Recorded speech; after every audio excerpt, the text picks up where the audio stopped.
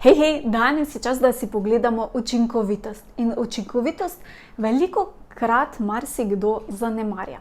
Ampak v resnici lahko dobiček že zelo povečaš samo, če poskrbiš za učinkovito poslovanje.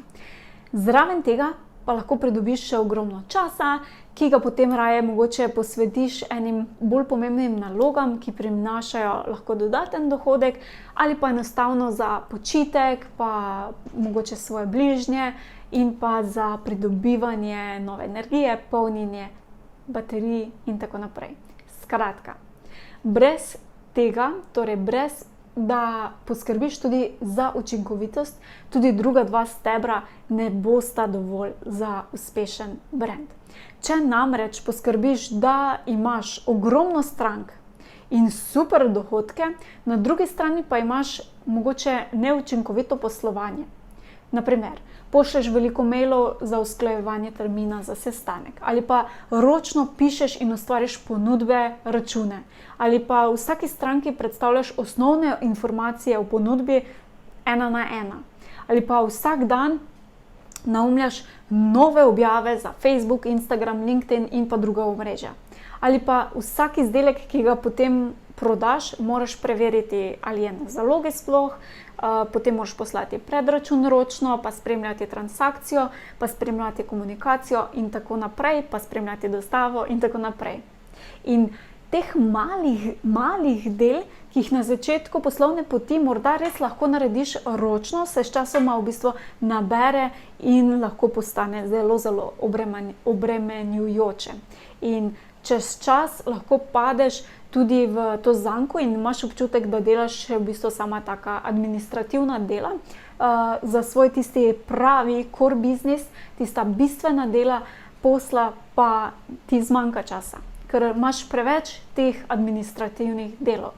In ja, govorim iz izkušenj. In to v bistvu vodi potem, da lahko obdelaš le določeno število strank in imaš zato en tak stekleni strop, čez katerega potem enostavno ne moreš. Zdaj, ena rešitev je, da najameš neko dodatno pomoč, naprimer asistenta, ki ti bo pomagal z vsemi temi administrativnimi deli. In to je lahko zelo super ideja, ampak je hkrati lahko zelo draga rešitev. In še boljša pot je, da se pogosto v svojem poslu torej vprašaš, kako lahko še bolj optimiziraš svoj posel. Zdaj, idealno je, če to delaš sproti. Naprimer, če v svojo ponudbo vključiš novo storitev ali pa neki produkt, potem je premisli tudi za optimizacijo samega procesa. Naprimer, lahko avtomatsko pridobivanje strank ali pa hiter postopek za nakup, pa da je ti avtomatiziran postopek nakupa in tako naprej. Zdaj, če gre za produkte, lahko mogoče optimiziraš samo vsebino, morda vključiš še kak drug komplementarni produkt ali bolje lahko mogoče izkoristiš samo embalažo, da bo cena poštnine nižja in uporaba materialov v skladu recimo s tvojo misijo brenda, sploh če imaš kakšen brand, ki je bolj uravnan, ki je pač mu pomembno, torej okolje in nekaj takega, da je vse to tudi usklajeno. Potem pa lahko na spletno stran dodaš tudi spletno trgovino in učinkovito predstaviš tudi tam svoje izdelke, tako da bo sam v bistvu ta prodajni proces stekel avtomatsko in bo stranka dobila tudi takoj vse potrebne informacije.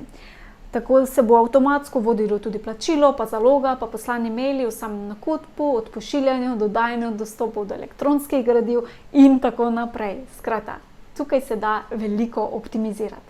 Zdaj, če ponujaš storitve, lahko pa optimiziraš sam postopek dogovarjanja za termin. Stranki daš na voljo recimo proste termine, med katerimi lahko izbira tistega, ki ji najbolj ustreza. In s tem lahko prihraniš ogromno mailov, že samo s tem, da se dogovarjaš za sam termin. In če je smiselno, lahko omogočiš tudi online nakup za samo storitev. Ja, torej govorim o avtomatizaciji. To je prvi korak, ki ti ga priporočam. Vprašaj se, kaj vse lahko v svojem poslu avtomatiziraš in potem to tudi seveda narediš. Včasih bo kakšna avtomatizacija, naprimer postavitev spletne trgovine ali pa mogoče kak sistem za naročanje, zahtevala tudi mogoče kakšno investicijo, ampak tukaj je fajn, da se potem zavedaš, da je to investicija na dolgi rok, ki ti bo kasneje se večkratno povrnila. In v tem času, ki ga potem pridobiš z vsemi avtomatiziranimi procesi, si ti namreč potem lahko ustvarjaš z dejavnosti, ki pa dejansko prinašajo v tvoj posel denar. A ne? In ko imaš avtomatizirano vse, kar se da in je seveda tudi smiselno, je pa potem čas za delegacijo. Torej, da delegiraš delo oziroma predajaš delo na drugo osebo. Zdaj, kako določiti, katero delo delegirati? Najboljše je v bistvu delegirati delo, ki mora biti narejeno. Ja, včasih se na naši to-do listi oziroma seznamu vseh opravil najde tudi kakšno opravilo, ki se nam je mogoče enkrat zdelo, da je zelo pomembno in nujno za narediti, v resnici pa zdaj, ko pogledamo nazaj, mogoče ga sploh ni treba narediti. Tako da najprej se vprašaj, ali je to delo sploh potrebno, da je narejeno in ne potrebuje tvoje pozornosti.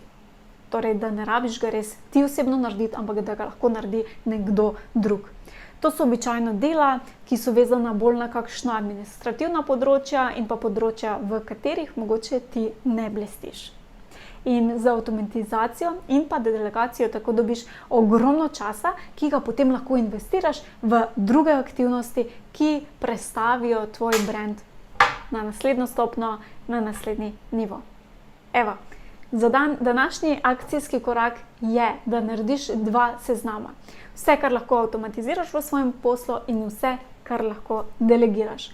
In ko imaš ta 2 seznama narejena, potem posamezne postavke razvrstiš po pomembnosti. Od tiste, ki ti bo najbolj koristila, do tiste, ki ti bo najmanj in ti je tudi najmanj pomembna, in potem rezerviraj termin, ko boš posamezno avtomatizacijo oziroma delegacijo tudi uredil oziroma uredila.